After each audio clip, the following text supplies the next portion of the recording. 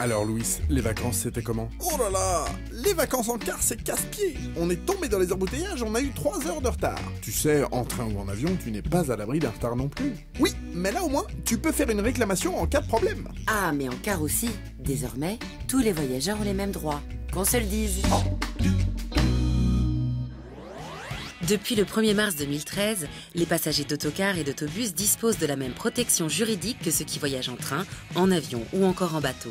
Les sociétés de transport ont l'obligation d'informer les voyageurs. Que ce soit pour Des informations adéquates avant et pendant le voyage.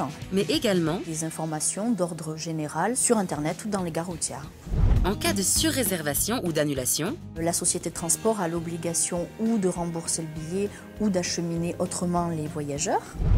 En revanche, en cas de retard et pour des voyages longs, c'est-à-dire plus de 250 km, À partir d'1h30 de retard, il faut savoir que les passagers ont droit à une assistance adéquate. Ce sera une collation, des boissons, voire un hébergement. il faut savoir qu'en cas d'accident qui entraînerait des blessures, Perte, détérioration de bagages, la société de transport a une obligation d'indemniser les passagers concernés.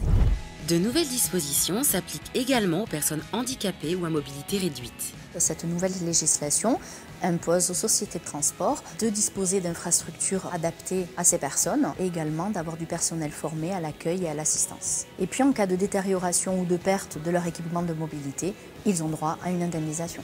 Les sociétés de transport ont l'obligation d'avoir un service de traitement des réclamations. N'hésitez pas à faire valoir vos droits.